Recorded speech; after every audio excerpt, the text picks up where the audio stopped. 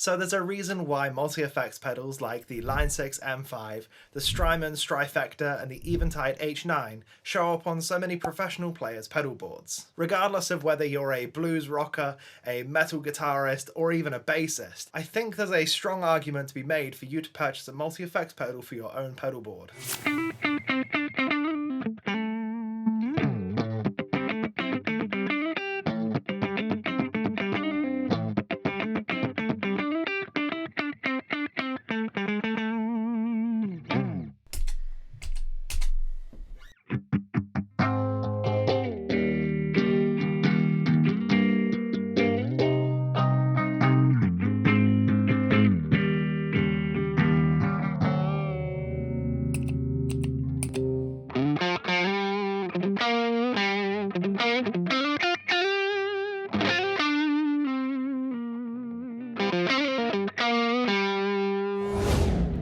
Hey, I'm Kai, and today I just want to talk about the importance of multi-effects pedals, at least in how I use them. I'm going to be using the Line 6 HX1 for this demonstration, as it's the main multi-effects pedal I have on my pedal board. However, these discussions will apply to all sorts of multi-effects pedals across different ranges. The tone clips you hear throughout this video are mostly going to be my PRS S224 into my orange Rockerverb.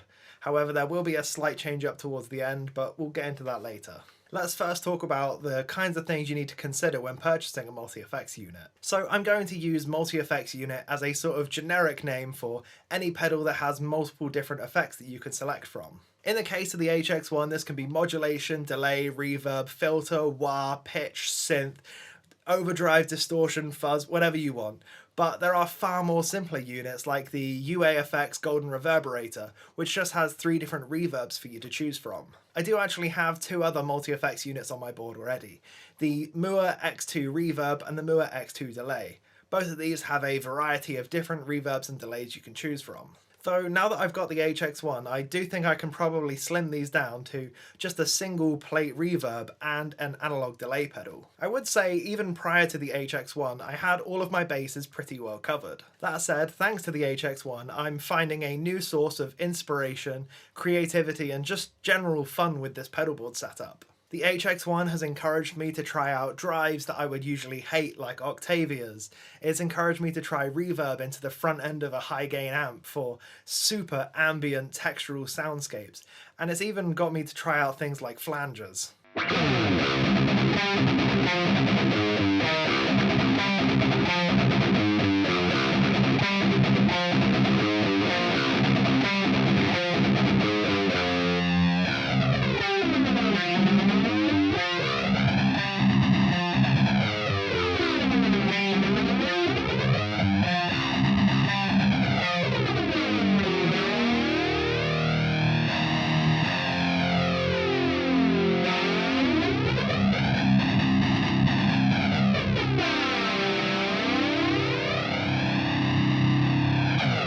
So a multi-effects pedal is great for those effects that you just don't use that often. It allows you to experiment with the sound without being tied down to owning that particular pedal. It's also a great way to try out new categories of pedals and see how well they fit with your system, your playing, and all of that sort of stuff before committing to purchasing the full pedal. For instance, if you only use the tape setting of a multi-delay pedal, you may be better off grabbing a dedicated tape delay that has more control and maybe more of that analog goodness. Similarly, if I found myself using the chorus in the HX1 all the time and wanted to stack it with other effects in the HX1, I'd probably need to grab a dedicated chorus pedal and offload the workflow and free up the block in the HX1.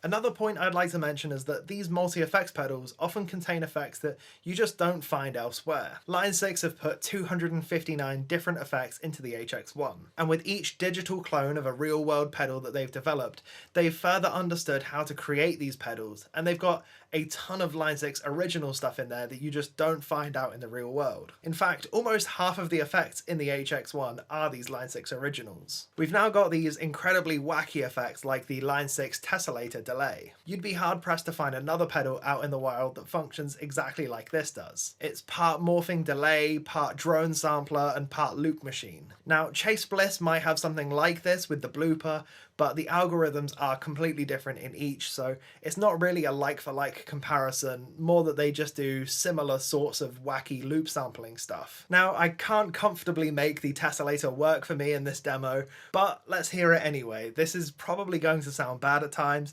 but that's part of the fun, part of the exploration, and just part of the adventure that you can have with it.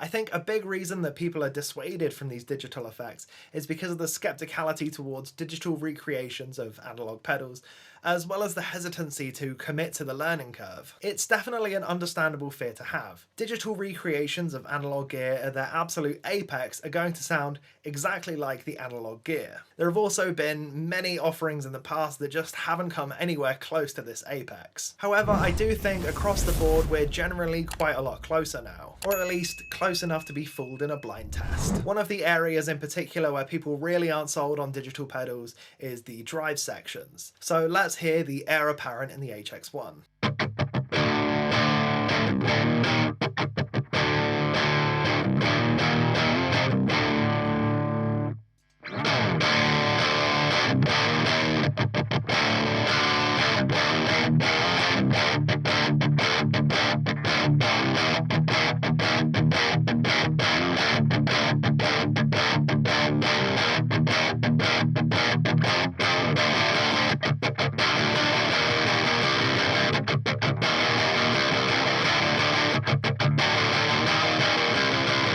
Now, the learning curve is going to depend somewhat on the unit. If it's something like the golden reverberator that I mentioned earlier, this is a very, very simple approach to it, where you've just got all the same controls that you'd have over a normal reverb pedal, but you've got 3 different modes to choose from. Stepping up from that would be something like the Strymon Bigsky, the Timeline, and the Mobius.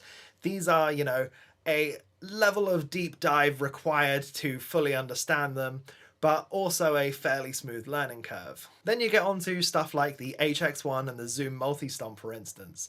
These are really where the learning curve starts to get a little bit harder. However, these companies are aware of the issues with the learning curve and have done all of the work they can to make it as smooth as possible, especially in the case of the Line 6 HX1. With the HX1, you've got one knob that will select your effect, and then the 3 parameters up top will be the controls for that effect. It can be super simple if you want it to be.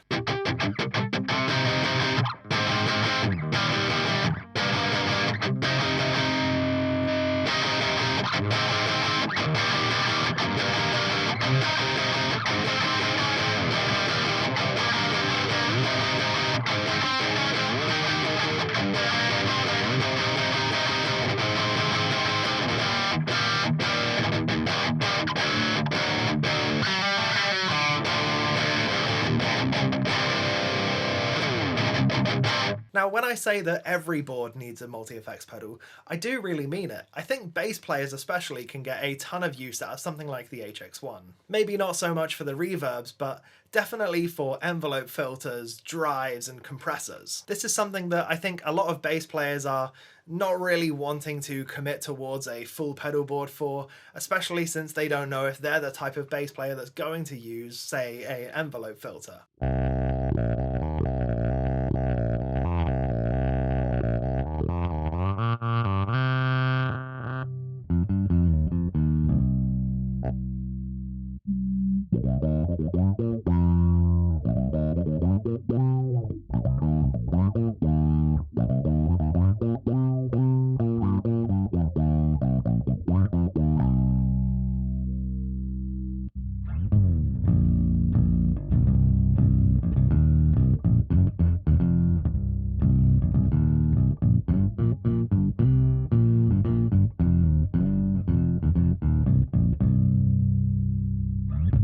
I also think the caveman metalhead can benefit from a multi-effects pedal too. Yes, your rig already sounds great. The EC1000 into the 5150 boosted with a tube screamer. Fantastic, perfect sound, no notes. However, you can add to this. Will Putney, for instance, throws a swollen pickle into the front end of a 5150 for super disgusting thick fuzz tones. You can also throw a reverb into the front end for some big soundscapes. There's all sorts of crazy things that you don't think about doing, and then when you try them out, they just sound fantastic.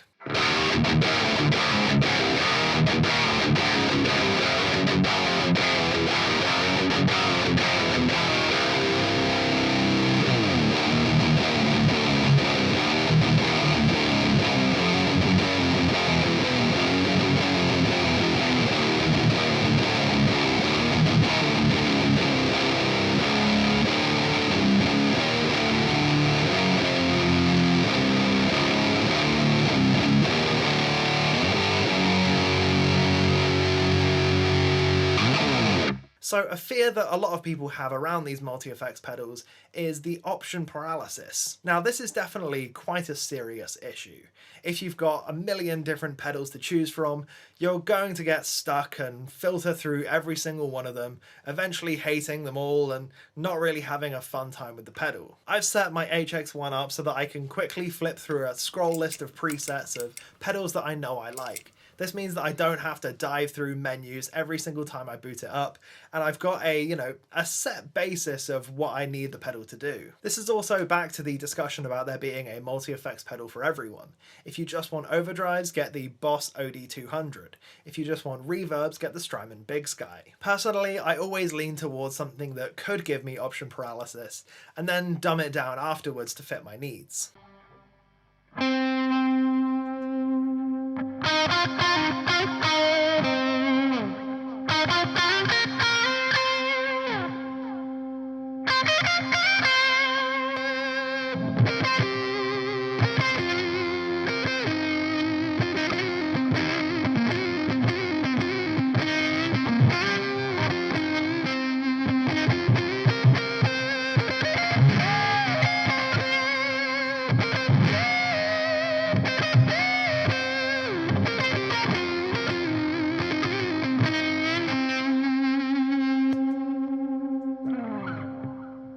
Thank you so much for joining me on this video. I really hope you enjoyed it. So hopefully now I've convinced you that you may need a multi-effects pedal for yourself, even if it's just for those one-off occasions where you really need to get the singer to leave your rehearsal booth, so you crank up that ring modulator.